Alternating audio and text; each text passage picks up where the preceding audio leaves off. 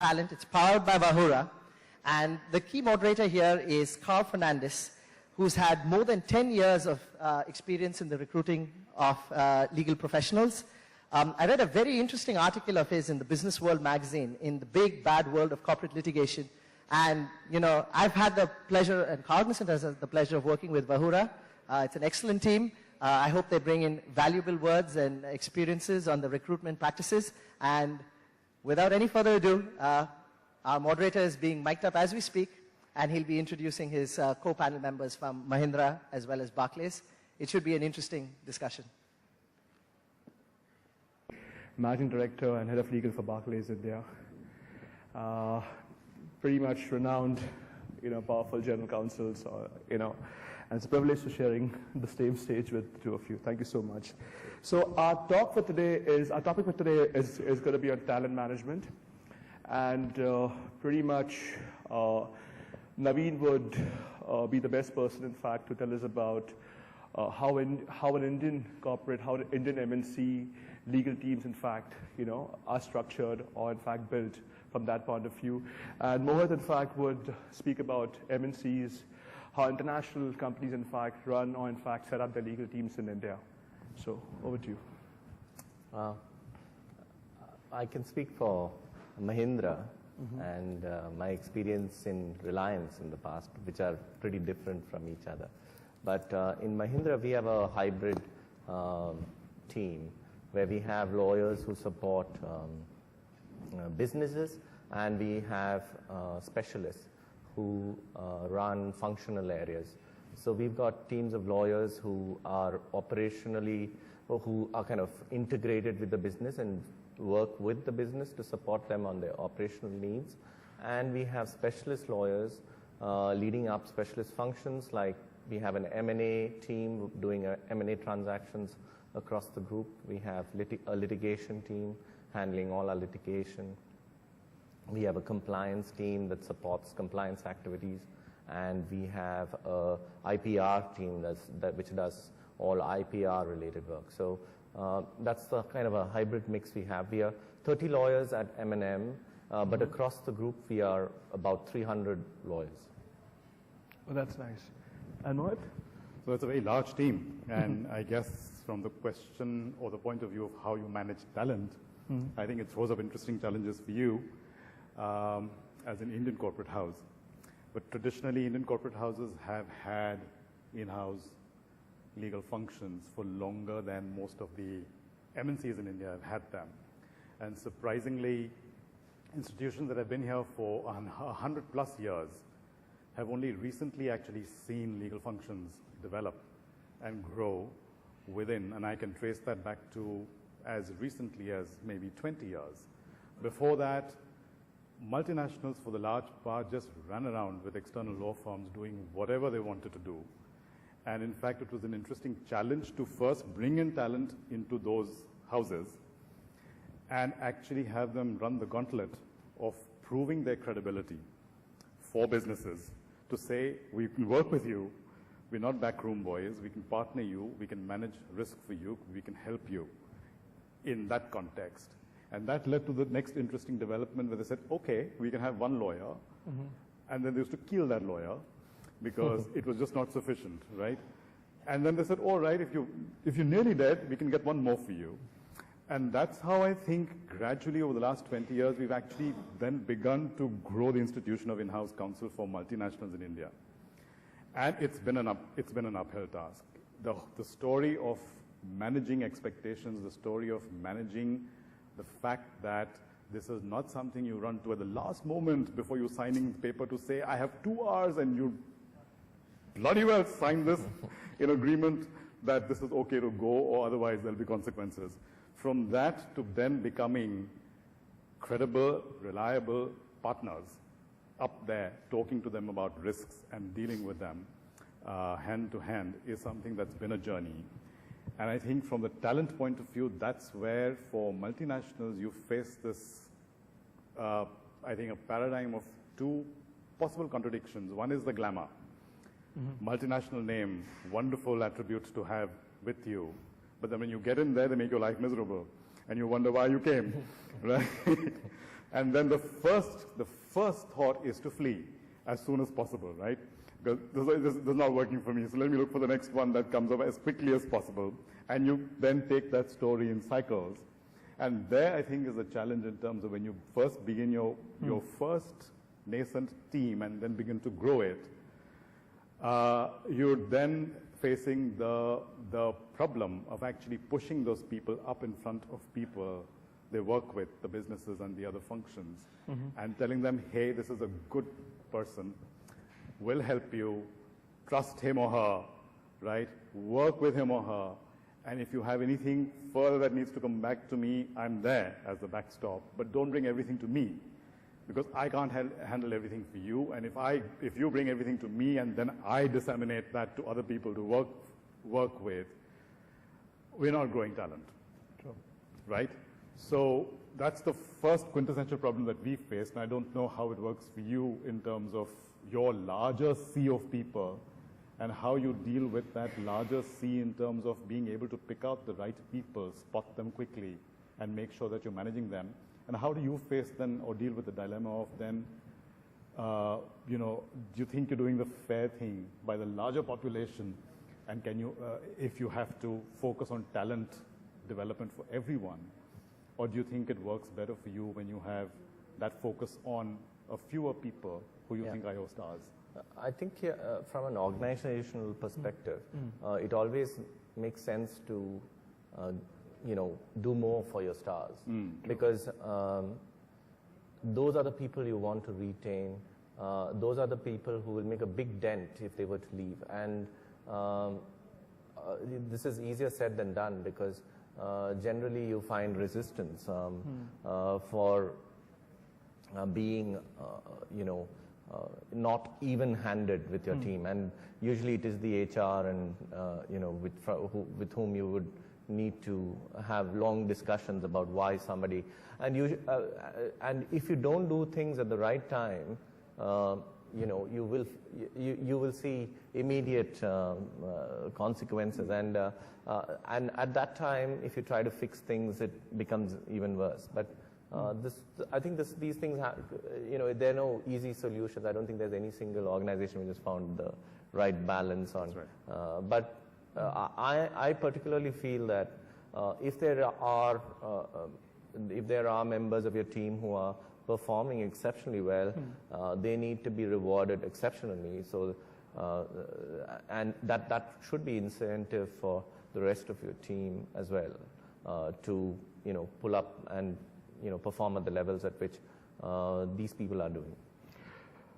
But Naveen, do you see a challenge generally?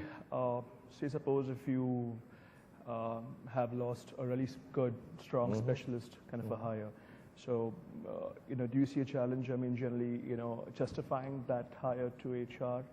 Do you see?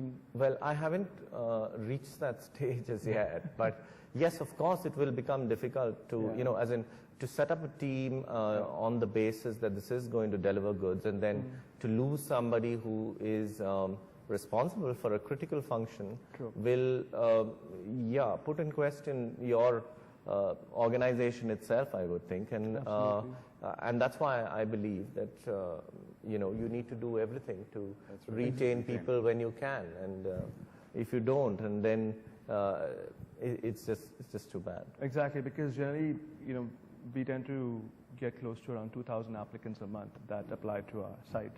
That's how. So there's no dearth of legal talent that happens. But generally, I think when we talk about retention as well, so say again, if you lose a specialist hire, HR may come back and say, Naveen, why don't you use someone within the team or train them up to kind of scale them to this level? So for example, this could be an M&A lawyer for you. For Mohit, probably this could be a global markets lawyer for you, which is again a very niche and specialist talent there. Probably HR may come and say, why don't you use somebody from the region, to do the India work. So did you ever or outsource it? Outsource it, actually. Say, why do you want to create this? As in, this is such a specialist function. It never belonged in your organization, and that's why you're losing people. It's better outsource. But then comes cost, actually. That's the next issue. Yeah. Right. So it's the toss-up.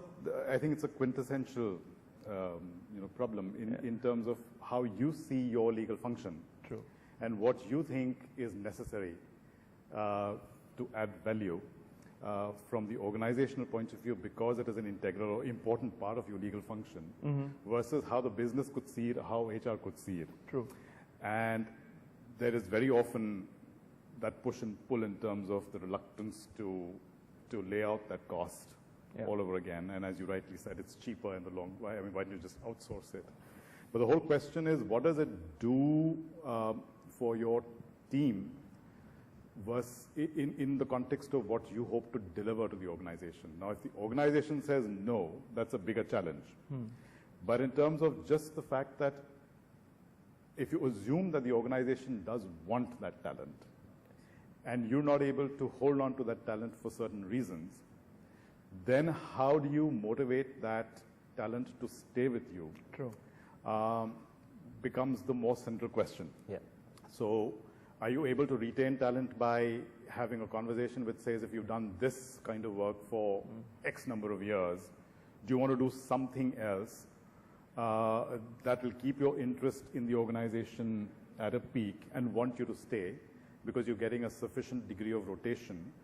Or should we be thinking about it in the opposite, in a slightly different way, in that we get to have our teams rotate within the system such that at some point of time or the other, they're doing something different, which not only helps them grow talent, their own innate, their own skills, their confidence, their overall development is something that you can take care of because you rotate them sufficiently. Skill set this being subject to skill set and specialization, but is that something that helps us retain talent potentially if we rotate people around the system and perhaps even offer them short durations out of the function into another specialist group or maybe even with the business in the hope that they will come back enriched and want to do more with you? Is that something that works better from a talent retention point of view? Given scale and size. I've had, we've gone down this road, we've debated it quite a bit. What we found is that there are people who want rotation and there are people who don't want rotation. Yeah. So if you don't have it as a policy, I know that many large companies have compulsory requirement that everybody keeps moving from one jurisdiction to the other, one role to another. I'm talking within the legal function. Sure. So sometimes I find many M&A M&A lawyers wouldn't like to move out of M&A. Litigation, people don't want to go to litigation, or some people don't want to move out of compliance. There's always. So I think having a policy is important, and I believe I think. For us as in-house counsel, being generalists are more important, especially if you're aspiring for a leadership position. Otherwise, you kind of figure out that I am a functional expert and I would like to remain a functional expert. Sure. And stay there.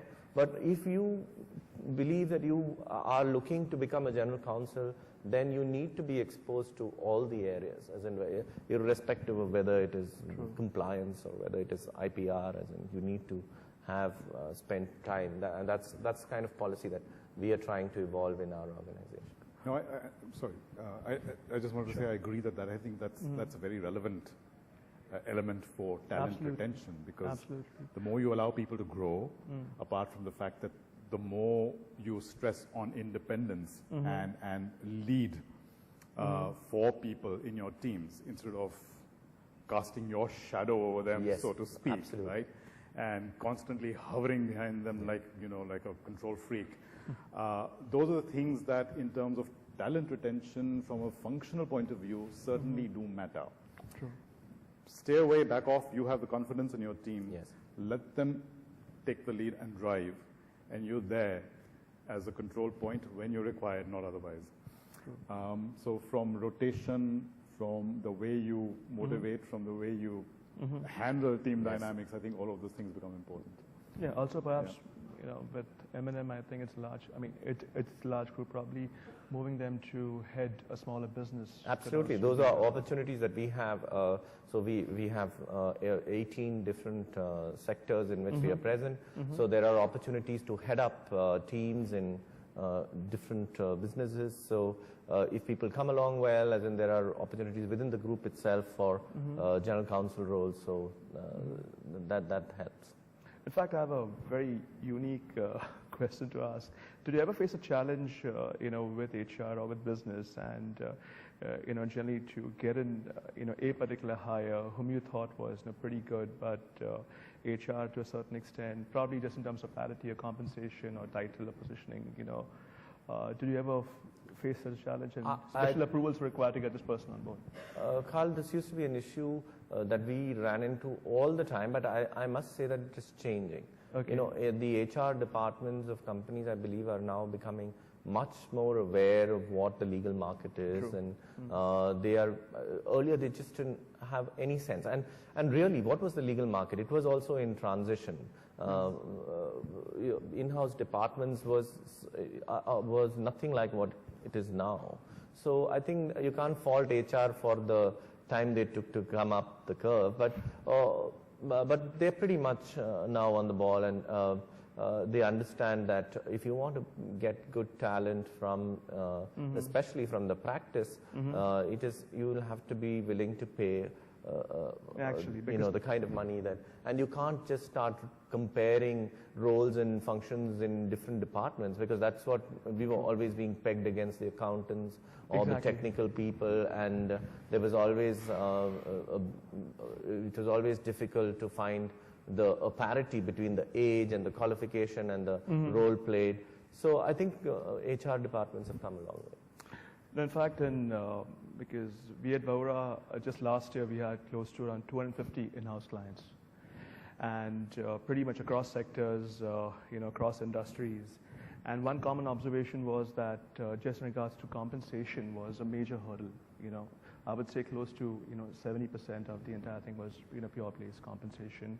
Then the other challenge that we faced was merely it's just if it's a specialist hire, that the title and positioning also which comes into play. And the other big challenge is if it's a number one hire, someone on a scale of Mohit or Naveen, it's also about the positioning, it's about the reporting, CFO versus CEO. Sometimes now I think the new role would be, apart from legal, it's also governance and public policy as well, which is key. And yes, the caveat is also a board membership. So that's something. So the general counsel market in India is changing. We are pretty much. I know it's a bit too late to come to India, but in the West it was always there. You're a chief legal officer title, so on and so forth. So we have this concept that we have coined. Doing legal recruitment, legal talent management for so many years is the before and the after lawyer. So that's there. So just coming back to our topic, what do you think about? Do you think that having a how important is I would say HR and just kind of in your regular hiring scenario, just apart from compensation, do you think HR does that value if you're looking at someone for your team? That depends really. So, and in the scenarios that you see most often play out, I think the talent selection for the functional specialization is really, I think, better off with legal, and for that matter, for any functional area. I think you have to take the lead in terms of the pool selection. True. And then, of course, you run the gauntlet of, is it the appropriate fit from a culture point of view? Is it an appropriate fit from the compensation point of view? Yeah. Is it an appropriate fit from, where you sit as an organization in the food chain? So all of those have to be run. Okay. But effectively, I think where it boils down to is the business case. Okay. So if you have the buy-in for the appropriate talent acquisition from the business that it's supposed to service, I think you win the game there in the appropriate manner with HR. So HR is hands down. And yes, and effectively then it's the question of what is the appropriate compensation. And sometimes, yes, you can lose that battle. Yeah. And sometimes you win it. So you have to be prepared for both eventualities. Yeah, true. And sometimes you have to settle Sometimes for the even, second best. sometimes when we lose the battle because we breach protocol as well, so they feel that we're very so that's the, it's just that sometimes it's very difficult to make them understand context. Yeah. But the protocol varies from the kind of industry also that you may be in. I mean, for larger scale hiring, which is more more homogeneous. You might have a process that's better defined for it, and therefore the ifs and buts and the breaches become something more obvious to deal with. In things that are more bespoke, in situations that are more bespoke and less subject to standard protocol, True. Sometimes it becomes easier. But it's always you have to play that balancing game appropriately in your endeavor to get the right kind of talent in. Yes. Interesting. So the other thing is, we have spoken about hiring, we have spoken about retention. What about motivation generally? Because do you, as general counsels, I think, I think one good way probably could be in terms of knowledge sharing as well. Having a knowledge management practice. Every week or probably something on those lines. So anything that you can throw light, because I was just speaking to somebody outside, and one key problem that they had is, in fact, he said that we hired someone recently from law school, and top 5 of that particular batch, and the person left within 2 years. So anything on those lines that you could probably any experiences, anything. So as far as knowledge management goes, we, at least in Mahindra, we see it as a critical part of our, of the legal function, and it's something that we are developing. We are in fact thinking of a dedicated resource for knowledge management. Right now, we have knowledge management being done by the entire team. Everyone breaks up into little groups who focus on a particular area. It could be an industry, it could be also areas of law, and they track developments, and they have a method by which they update people. And this this team also from time to time conduct training programs. They may themselves speak, or they will call in experts, and it all depends on new developments and things So like it's that. more engagement in a certain Yes. That gives them I think motivation. most law firms have, as in it's essential to their existence. So they have this kind of, and we are benefiting from it too. That's nice. No, that's right. It's become very synergized in terms of the external interface and the sheer amount of information that comes in, pro bono, if you will, from law firms and other specialists in terms of information, but similarly in terms of garnering internal knowledge and awareness, and also making that an opportunity to put your teams in front of the business areas and say, okay, this team will speak to you about developments, say, what has happened in the Companies Act, for instance, in terms of when it was launched and now, or even offering to do director trainings for your group companies to say, we won't go outside, we'll do this with the internal legal team, we'll put them before you, and they'll give you a snapshot of what your responsibilities and liabilities are from a director's point of view. Shockingly, few people know about those responsibilities and liabilities. So that's a good opportunity of putting people before fairly senior representatives of your system. And if there's traction there, I think that's a wonderful opportunity that you achieve for them in terms of recall, in terms of approachability, accessibility points. People, you build that confidence bond, and you let them then run with it. I had, for example, the benefit of some very, very good, when I joined a company called ITC in its corporate legal function. They just dropped you into it, right? And you survived or you sank. Now, and one very important parameter of that was how many people came back to you from the business functions. And it wasn't a system which said that you need to come to me through the head of the function or the head of the unit and then to me. They would come straight to you. And the responsibility or onus of reporting back what you were doing with them was yours within the function.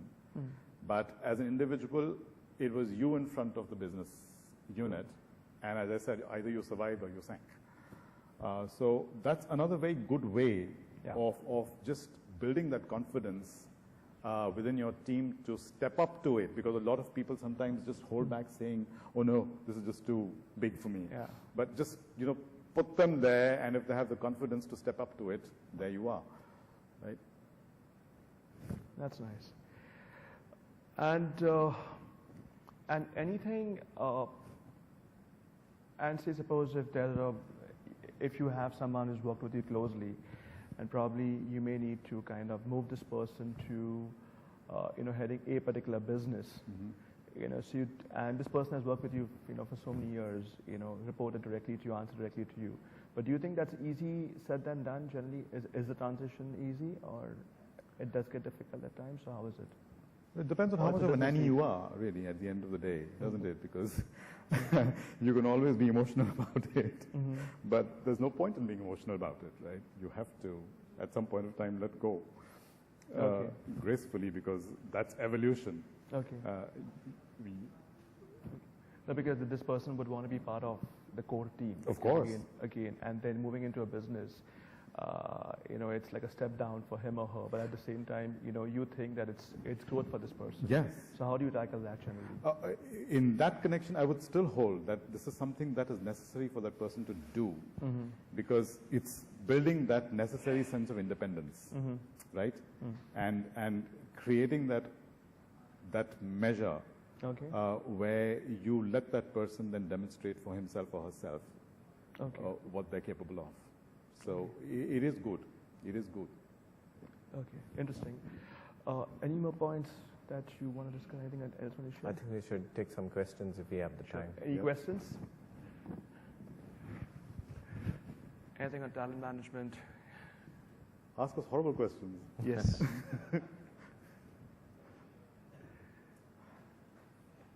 Very good. They are being let off very easily, so that's good. No questions? Excellent. Excellent. Thank you. Sure. Oh, yes.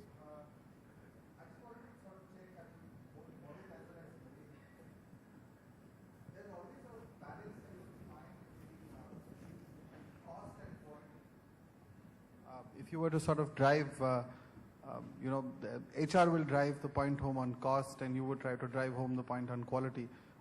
Where do you find the balance? Are you looking for a middle ground, or would you sort of use your influence as general counsel to sort of push back and say, no, I think quality at this point is more important than managing cost? Where do your thoughts lie in this? I think, sorry if I may. Generally, we face this issue more when it's a hire from practice, more of an issue. Because if you are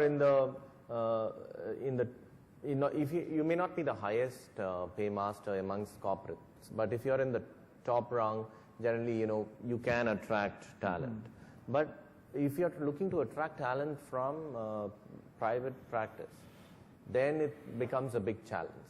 Now, in terms of how do we, to me at least, we don't want, in an internal situation, you don't want somebody who is too aggressive, or who is looking, who has in private practice achieved a certain level of success and is looking to replicate it in the internal organization, because it is not always, it's always not true that you can achieve that level of success within that periods of time. So to your question, I think I would personally not look to aim for the stars and try to bring in the absolute whiz kid, but rather bring in somebody who's more grounded and who can still deliver the goods. May not be in the manner that the star would have, but you still get a good talent, and you are able to retain and mold that person to really achieve something for you and the organization. Absolutely, I would agree with that, because in an institutional framework, you have to bear in mind also the fact that when you bring in somebody who's not so minded to conform to all of those requirements that institutions of necessity impose, it can become a problem. So disruption is good, but that kind of disruption becomes a problem then for the individual as also for the organization. So you might want to pay for that stellar quality, but sometimes it boomerangs in ways you can't envisage.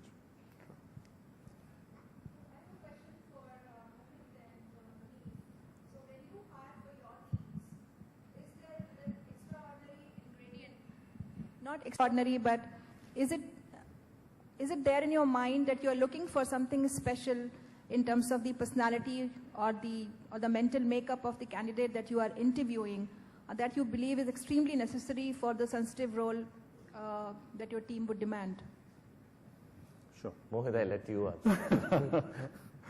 I think one of the things that I certainly look for when I'm talking to people is the ability to stand up for what you believe. Now, there are no absolutes, but there are points of view. So, do you have a point of view which is based on sufficient logic, intelligence, and common sense? And do you have a point of view that you would then stand for, right? So, while people may respectfully disagree, or you may not receive the outcome that necessarily supports your point of view, do you still have a point of view that brings something to the table as an agenda to discuss? And do you have the ability to stand up for it, right? So that's something that becomes very essential from just a discussion point of view in terms of assessing whether or not the person is somebody who can hit the ground running and have a sensible conversation with people which is relevant and germane. Great. With this, we end this, and thank you so much, Mo. Thank you so much, Naveen. Thank Very you. appreciate Thank this. you all. Thank you, everyone. Thank you so for your much. time. Thank you. Thank you. That was an excellent session. Thank you so much, Carl.